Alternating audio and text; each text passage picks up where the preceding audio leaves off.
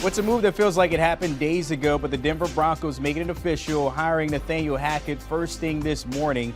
Hackett comes over from Green Bay, where he guided a prolific Green Bay offense for the past 3 seasons. The 42-year-old is known for that stellar work he did with Blake Bortles back in Jacksonville as their OC in 2016 and 2018 before heading to Green Bay and, of course, helping Matt LaFleur win a record of 39 games in the first 3 seasons as HC there.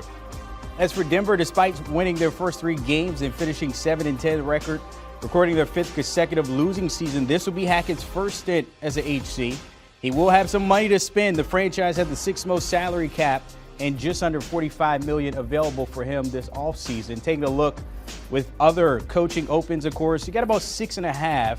And I say half because the situation with Vegas remains in flux. They're looking for a head coach, but might stick with Rich Bisaccia, of course, stepping in that interim role this past season. So one of those wait-and-see situations there. All right, joining us now, NFL Insider Josina Anderson. A busy day for her, and let's start there with Hackett, hired by the Broncos. Of course, the easy connection. We're thinking of Aaron Rodgers. What does that mean for possibly him departing Green Bay and maybe heading to the Mile High?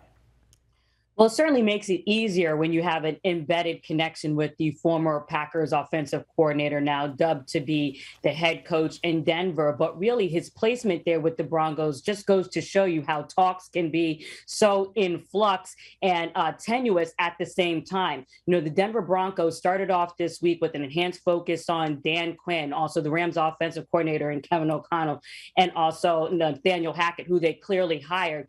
And for everything that I have heard, the conversations with Hackett Monday evening were very engaging, went into the early part of the evening, but did not culminate in a definitive offer. And I thought it was a very deft move from Hackett's agent to secure another interview for his client in Jacksonville as talk stalled with Byron Leftwich and reports of Matt Eberflus getting reinserted into that conversation in Jacksonville. And that sometimes, you know what, Brandon, that's all it takes to light a fire under the seat of the general managers that are making these calls, namely right now, George Payton, the contract negotiator in Denver, being called to kind of accelerate talks with Hackett. And there you go, now being dubbed to be the head coach there in Denver. We know he is the son of a longtime NFL assistant and Paul Hackett. Obviously, as we mentioned, the offensive coordinator there in Green Bay, getting a lot of public compliments from number 12 there as being organized, someone who does a good job in simplifying the game plan for players,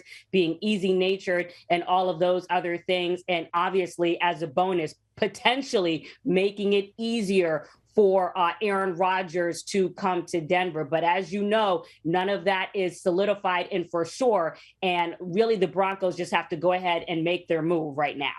All right, so of course, you mentioned their Hackett did interview in Jacksonville. Do you want a sports network that delivers everything that matters about the game? The highlights, the picks, the instant analysis, no yelling, no fake debates, no politics. Hit the subscribe button and never miss a moment.